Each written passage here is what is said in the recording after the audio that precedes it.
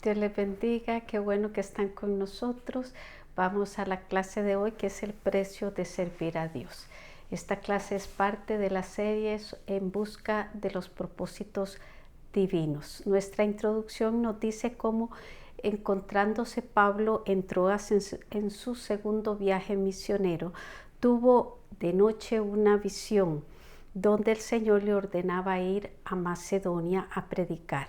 Una de las ciudades de esta provincia era Filipos, a donde Pablo se dirigió acompañado de Silas y de Lucas, el que escribió el libro de los Hechos, y la convierte en la primera ciudad europea en donde se predicó el Evangelio, Hechos 16. Pablo visitó Filipo en 3 ocasiones. Una cuando fundó la iglesia, Hechos 16, 12, 40. 2 durante el otoño del año 57 después de Cristo, Hechos 20 del 1 al 2. Y durante la fiesta de los panes sin levadura en el año 58 después de Cristo, Hechos 20 del 3 al 6. En la carta a los filipenses se nota el gran afecto que había entre Pablo y los filipenses, y no se encuentra evidencias de que algunos cuestionaran el ministerio de Pablo, como pasó en Corinto y en Galacia. Otra característica de esta carta es el énfasis que hace Pablo sobre el gozo. Aparece 16 veces esta palabra con sus derivados en esta carta, a pesar de estar encarcelado, encadenado a un soldado romano cuando la escribió. Regocijados en el Señor siempre. Otra vez digo, regocijaos. Filipenses 4:4. Primer punto, la esperanza de ser liberado gracias a las oraciones de los filipenses. Vamos a estar en Filipenses 1, verso 13, que nos dice: de tal manera que mis prisiones se han hecho patentes en Cristo en todo el pretorio y a todos los demás. Filipenses es una de las llamadas cartas de la prisión por haber sido escrita en el primer encarcelamiento de Pablo en Roma, junto con Colosenses, Efesios y Filemón. Otra carta que también fue escrita desde la prisión de Roma es segunda de Timoteo, entre los años 66 y 67 después de Cristo, en su segundo encarcelamiento poco antes de su martirio. Como se puede ver, Pablo no desperdició su tiempo en prisión, la aprovechó para escribir estas hermosas cartas. Pablo, según nos dice el verso 13, había comparecido ante el pretorio romano. Parece que la decisión de ellos podía ser de libertad o de muerte. Aunque el apóstol sabía que las posibilidades de morir eran iguales a las de vivir, no se desesperó. Él sabía que los hermanos de Filipos, junto con los de Roma y de las otras iglesias, estaban en oración. Verso 19, porque sé que por vuestra oración y la suministración del Espíritu de Jesucristo, esto resultará en mi libación. Porque sé, dice este verso, estas palabras revelan la gran confianza que el apóstol tenía en las oraciones que los hermanos hacían a su favor.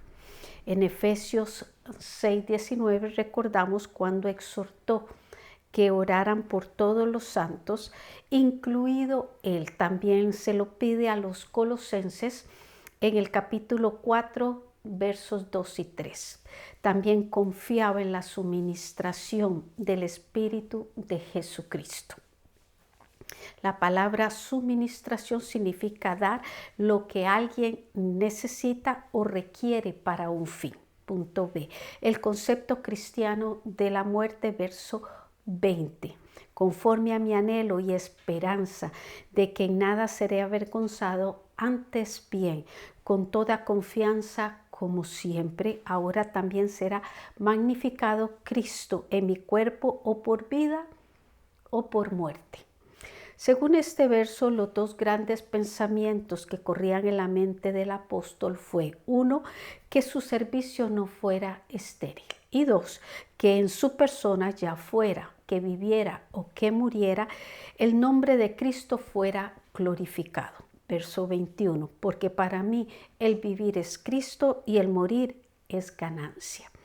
¿Qué quiso decirnos Pablo con estas palabras? La mejor respuesta la encontramos en Gálatas 2:20. Con Cristo estoy juntamente crucificado y ya no vivo yo, mas vive Cristo en mí, y lo que ahora vivo en la carne, lo vivo en la fe del Hijo de Dios, el cual me amó y se entregó a sí mismo por mí. Vivir. Rescato esta palabra del verso. Para Pablo era permitir que Cristo se manifestara a través de él. La mente de Cristo estaba en Pablo. Su voluntad, sus deseos no eran más que otra cosa que la implementación de los planes eternos de Dios en Cristo. Por eso el dilema de Pablo no era vivir o morir. Consistían en seguir trabajando para Cristo en la tierra o irse con Él, que era la ambición de su vida. Al decir que morir es ganancia, no fue para expresar que es mejor la muerte que los sufrimientos de esta vida. Su elección estaba entre el beneficio de la obra para la gloria de Cristo o el estar con Cristo para siempre. Así que Pablo, como ser humano, desaparece por completo y como protagonista en el escenario de la situación que se está discutiendo. Para que resalte Cristo, para quien Pablo deseaba trabajar si se le prestaba la vida, o con quien deseaba ir si sufría el martirio. Recordemos que martirio era una muerte con tormentos por causa de la fe.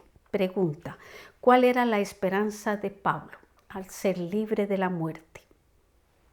Punto 2. La disyuntiva del cristiano. A. Estar con Cristo. Dice, entre las dos posibilidades que Pablo nos señala en el verso 21, el vivir es Cristo y el morir ganancia. Verso 22, y si vivir en la carne resulta para mí en beneficio de la obra, no sé entonces qué escoger. Dentro de este dilema se nos aclaran dos posiciones respecto a la muerte. Una, el sueño del alma. Esto es que entre la muerte y resurrección no existe conciencia alguna, porque el alma entra en un letargo del cual será despertada en la resurrección final. La otra es el purgatorio, donde la persona, después de muerta, su alma desciende a un lugar intermedio donde por medio del padecimiento satisface la deuda que tiene con Dios. Para el apóstol, la muerte no era ninguna de estas dos cosas, sino un ascenso directo a la misma presencia del Señor. Pasajes en el Nuevo Testamento que se afirma la existencia del alma después de la muerte y su ascenso a la presencia de Cristo, si la persona era creyente, son Lucas 23:43, el ladrón arrepentido, y Lucas 16:19-31, el rico y Lázaro. También tenemos 2 de Corintios 5, del 1 al 8, y 2 de Pedro 1:14. Verso 23. Porque de ambas cosas estoy puesto en estrecho, teniendo deseo de partir y estar con Cristo, lo cual es muchísimo mejor. Pero quedar en la carne es más necesario por causa de vosotros. Verso 24. El mayor deseo de Pablo era estar con Cristo, pero si él le preservaba la vida, lo aceptaría gustoso, porque para él el seguir viviendo significaba: 1. Ganar almas para el cielo, en lo cual Cristo sería glorificado. 2. Tendría la oportunidad de confirmar a los creyentes en la fe. Y 3. Acumularía mayor recompensa para el día que se presente ante el tribunal del Señor. 2 de Corintios 5:10 dice: porque es necesario que todos comparezcamos ante el tribunal de Cristo, para que cada uno reciba según lo que haya hecho mientras estaba en el cuerpo, sea bueno o sea malo. B. seguir ministrando en la tierra. Verso 25. Y confiado en esto, sé que quedaré y que aún permaneceré con todos vosotros para vuestro provecho y gozo de la fe. Vemos que aquí Pablo ya está descartando la idea de que partiría para estar con el Señor, ya que empieza a hablar del alargamiento de su vida, cuando dice, sé que quedaré, y de la continuación de su ministerio, cuando dice que aún permaneceré con todos vosotros. La grandeza espiritual del apóstol resalta grandemente porque en nada buscaba su beneficio personal, sino el provecho y gozo de la fe en los filipenses. Verso 26. Para que abunde vuestra gloria de mí en Cristo Jesús por mi presencia otra vez entre vosotros. La traducción que se hace de este verso en la Nueva Biblia Española nos ayuda a recibir el pensamiento de Pablo con mayor claridad. Miren cómo dice, para que avancéis alegres en la fe, de modo que vuestro orgullo de ser cristianos rebose por causa mía cuando me encuentre de nuevo entre vosotros. La idea es lo que Dios había hecho en y por Pablo serviría para que los filipenses se gloriasen en Cristo. La presencia de Pablo entre ellos sería una prueba de la respuesta de las oraciones que hicieron en el verso 19. Les voy a resumir las razones por las que los filipenses tendrían que regocijarse en el Señor. 1. La liberación de Pablo. 2. Su presencia entre ellos. 3. La continuidad de su ministerio. Y 4. El gozo de saber que sus oraciones fueron contestadas. Segunda pregunta. Según 2 de Corintios 5:10, hay algo que no podemos eludir. ¿Qué es? Punto 3. La conducta del cristiano ante la oposición. Debe estar firme y combatir por el Evangelio, verso 27. Solamente que os comportéis como es digno del Evangelio, para que sea que vaya a veros o que esté ausente, oiga de vosotros que estáis firmes en un mismo espíritu. Pablo en los versos 27 y 28 le va a pedir a los filipenses 4 cosas que se pueden considerar deberes o exigencias inexcusables para proseguir fielmente la carrera cristiana. 1. Dice que os comportéis como es digno del Evangelio. 2. Que oyera de ellos que estaban firmes. 3. Combatiendo unánimes por la fe y en nada intimidados. Número 4. Así que empezaré a explicar uno por uno. Empezaré con comportéis. Es la traducción de un verbo griego que significa ser buen ciudadano.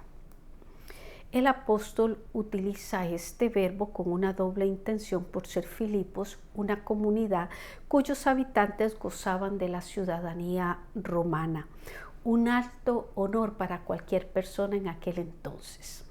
La idea de Pablo es que al ser ciudadanos de dos reinos tenían serios compromisos con el Estado romano y con el del cielo. Como habitantes de Filipos tenían la obligación de vivir de tal manera que la ciudad se sintiera privilegiada de tener gente como ellos. Y como ciudadanos del cielo deberían honrar el Evangelio y el nombre de Jesucristo. Segundo, que se mantuvieran firmes en el Señor. Esta exhortación nos señala el hecho de que no solo en Filipos, sino en todas partes las iglesias eran atacadas por diferentes enemigos. 1. Ellos tenían a los judaizantes que deseaban que los cristianos cumplieran la ley de Moisés. 2. De los gentiles venían religiones que chocaban con el Evangelio. Y 3. Las autoridades romanas, porque el César romano reclamaba el título de señor del imperio y a los cristianos proclamar que no había más señor que Jesucristo les acarreaba persecución del gobierno. Punto B. Debe estar dispuesto a padecer por Cristo. En las dos últimas exhortaciones del verso 27b, combatiendo unánimes por la fe, y del verso 28a, en nada intimidados por los que se oponen, Pablo les hace ver que se encuentran involucrados en una lucha espiritual sin treguas de la cual nadie está exento. Así que su deber como creyentes es no solamente estar firmes, sino combatir juntos, unidos por la causa de la fe. Independientemente de quién los amenazara, no debían intimidarse y en lugar de considerar la persecución como una tragedia de la cual debían ser protegidos, les hace ver que es un elemento inseparable de la vida cristiana. Verso 29. Porque a vosotros os es concedido a causa de Cristo no solo que creáis en Él, sino también que padezcáis por Él. Cuando el cristiano y la iglesia comprometen con el mundo sus principios bíblicos, eluden la persecución para obtener la comodidad. Pero la persecución por causa de los principios bíblicos es para salvación. Y la comodidad de congeniar con el mundo produce perdición. Así que tomemos en cuenta esto. Santiago 4:4 agrega: oh almas adúlteras, ¿no sabéis que la amistad con el mundo es enemistad contra Dios? Cualquiera pues que quiera ser amigo del mundo se constituye enemigos de Dios. Así que Dios nos guarde de esto. Pregunta: ¿cuál debe ser la conducta del creyente frente a la oposición? Reflexión. Porque a vosotros os es concedido a causa de Cristo no solo que creáis en Él, sino también que padezcáis por Él. Filipenses 1:29. Por eso ningún creyente debe desanimarse cuando le lleguen pruebas, ya que estas son parte de la vida cristiana. Solamente dijo Pablo que os comportéis como es digno del Evangelio, estando firmes en un mismo espíritu, combatiendo unánimes por la fe y en nada intimidados por los que se oponen. Filipenses 1:27-28. Pablo da y nos lo da el ejemplo en el capítulo 1, verso 12 en adelante hasta el final de este capítulo, con extraordinaria naturalidad. Habla de su condición de prisionero. La sentencia cualquiera que le tocara o que fuere, le provocaba el entusiasmo de que si era ejecutado, iría a estar con Cristo, que era su mayor deseo. Y si era puesto en libertad, continuaría ministrando a Cristo. Así que en nuestra invitación, te digo, orad unos por otros. La oración eficaz del justo puede mucho. Santiago 5:16. La postura del apóstol tenía la confianza en que él sabía de la oración que se estaba haciendo por él. Además, agrega de la suministración del Espíritu de Jesucristo, quien haría que resultara en su liberación. Filipenses 1:9. Te invito a cubrir a los servidores del Señor con tu oración, ruego o súplica, y otros te cubrirán a ti. Próxima semana, obligaciones de un cristiano.